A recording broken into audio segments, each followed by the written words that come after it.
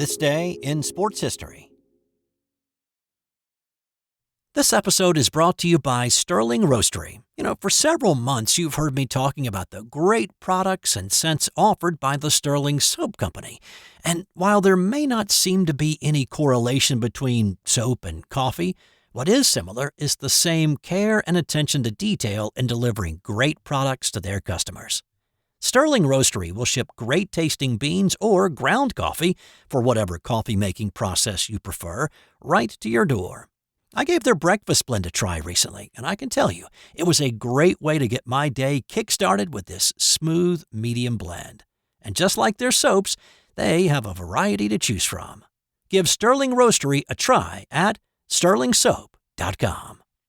This episode is brought to you by Firefly Books, and with you being a sports fan just like me, here's 2 suggestions for your next great sports read. If you love basketball, then you need to add Dave Zarum's book, NBA 75, The Definitive History. Uncover untold stories of triumph, controversy, and the greatest stars of the game. From the league's humble beginnings to its modern glory, it is a courtside seat to 75 years of NBA history. And if you're a golf fanatic, then you gotta check out Matt Adams' book, The Golf Round I'll Never Forget. I've used it as a reference in this podcast over the past year for lots of stories that I've done, and I can tell you from experiencing it, this is a great book. Relive 50 of golf's most memorable moments through the eyes of the legends themselves. It's the closest you'll ever get to walking the fairways with the greatest to ever play the game. Grab your copy of NBA 75 or The Golf Round I'll Never Forget, available from Firefly, wherever you get your books. It's July 28th, and this day seems like a great day to be perfect or to break a streak. On this day in 1991, it was Montreal Expo Dennis Martinez facing the minimum number of batters. The Expos were in the midst of a West Coast swing and playing the third game of a 3-game series against the Dodgers. Martinez was not overpowering. He struck out just 5 in this game, but he was consistent and his defense backed him up. With 2 outs in the ninth, Tommy Lasorda sent pinch hitter Chris Gwynn to the plate to try to break it up. Here's longtime Dodgers play-by-play man Vin Scully with the call of the final out that day. 1 pitch away from a pitcher's absolute nirvana, the pitcher's dream, a perfect game. Dennis Martinez ready, and the 1-2 pitch popped in the air to center field. Going deep on it is Marcus Grissom. He's got it on the track. Dennis Martinez being mobbed by his teammates on this 28th of July, 1991, 3:22 p.m. in the afternoon. Dennis Martinez has reached the ultimate, a perfect game against the Los Angeles Dodgers. Nothing scratchy, nothing fluky. It was a masterpiece. A few things make this perfecto unique out of the 23 that have been thrown in Major League Baseball history. 1, Dennis Martinez could have very easily been out of baseball at this point. Between 1983 and 86, he wasn't a very good pitcher, with an ERA north of 5 during that span. He was playing on some good Baltimore Orioles teams then, so at least he was getting some run support to kind of balance some things out. But he also struggled with alcoholism and spent some time in rehab before going to Montreal. During the 91 season, the 37-year-old Martinez led the National League in ERA, complete games, and shutouts, and he finished 5th in the voting for the Cy Young. Martinez, a native of Nicaragua, was also the first foreign-born player to throw a perfect game in the major leagues. At that point, it was just the 13th perfecto thrown in Major League Baseball history. Martinez would go on to pitch another 7 seasons before retiring after the 1998 season, with 245 wins in a career that spanned 23 years. And one other interesting fact about this perfect game, behind the plate for this one was Ron Hassey. Hassey had the distinction of being the only player to catch 2 perfect games. He caught Len Barker's perfect game in 1981. And this date, July 28th, also holds the distinction of being the only day of the year with 2 perfect games to its credit. On this day in 1994, It was Texas Rangers pitcher Kenny Rogers throwing a perfect game against the California Angels.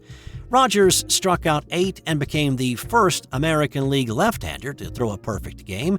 This one came very close to being a really nice one-hitter, though, if it hadn't been for a diving catch by center fielder Rusty Greer to record the first out of the 9th inning. The other 2 outs in the inning were ho-hum, and for at least one day, Kenny Rogers got to be that guy who pitches for the Texas Rangers and not confused with that country music singer who happened to open a chain of chicken roasters that Kramer could not get enough of. Interestingly, this was also the day that the Major League Baseball Players Association met to set a date for the upcoming strike if their demands were not met. 2 weeks later, players walked out, and the rest of the season and postseason was canceled. And now to those streaks coming to an end. One, thankfully, the other, not so much. On this day in 1993, New York Mets pitcher Anthony Young was mired in a mother of a slump. He was both a starter and a reliever this season, but Young had not notched a win in a long time. Since April 19, 1992, more than a year, Young had not won a ball game. He'd saved a few, but he had managed to lose 27 games without a win to break up that streak. His 27-game losing streak set a major league record for futility, but thankfully, it was broken on this day. He came on in relief of Brett Saberhagen in the 9th against the Florida Marlins in a 3-3 game.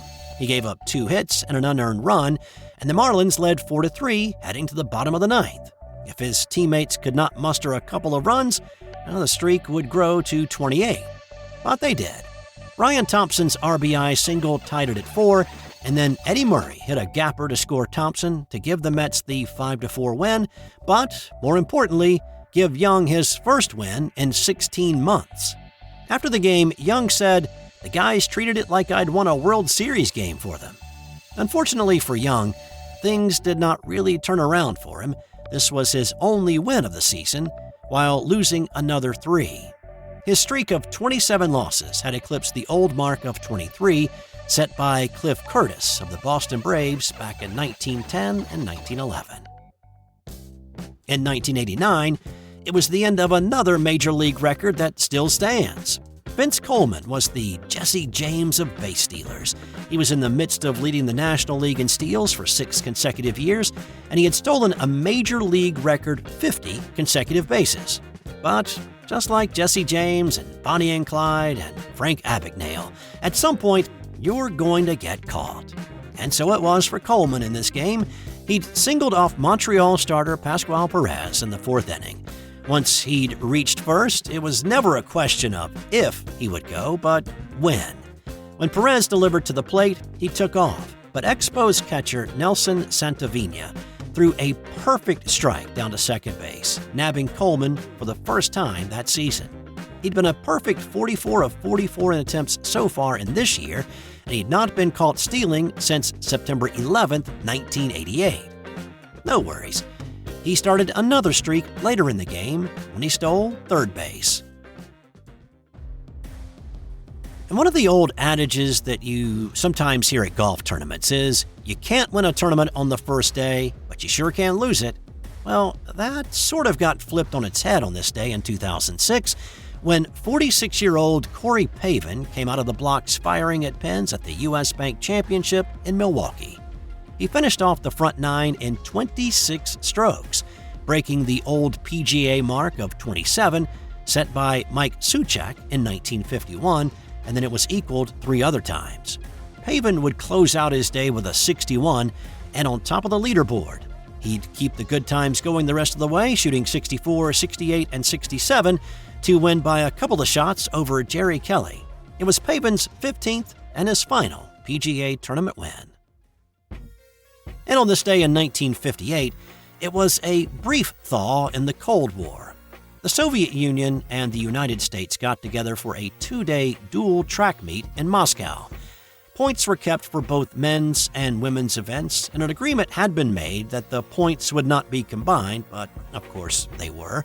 The penultimate event turned out to be the men's decathlon, and it came down to American Rafer Johnson and Russian Vasily Kuznetsov.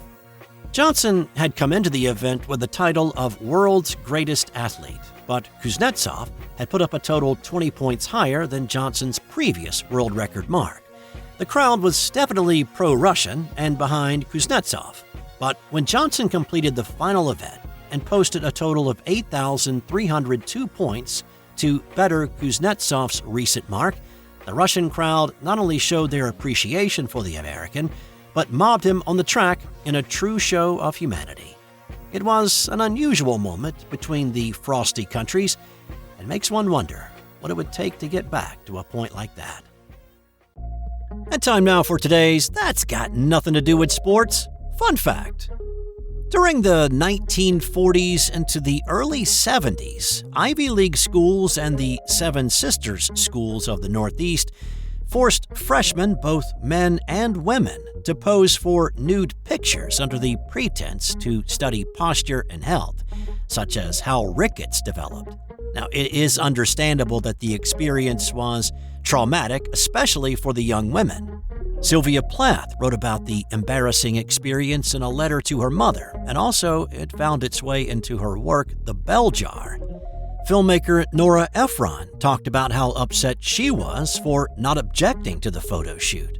The program was stopped at most schools in the 60s, but it lingered a bit into the 70s, and most, if not all, of the archived photos have since been destroyed, thankfully.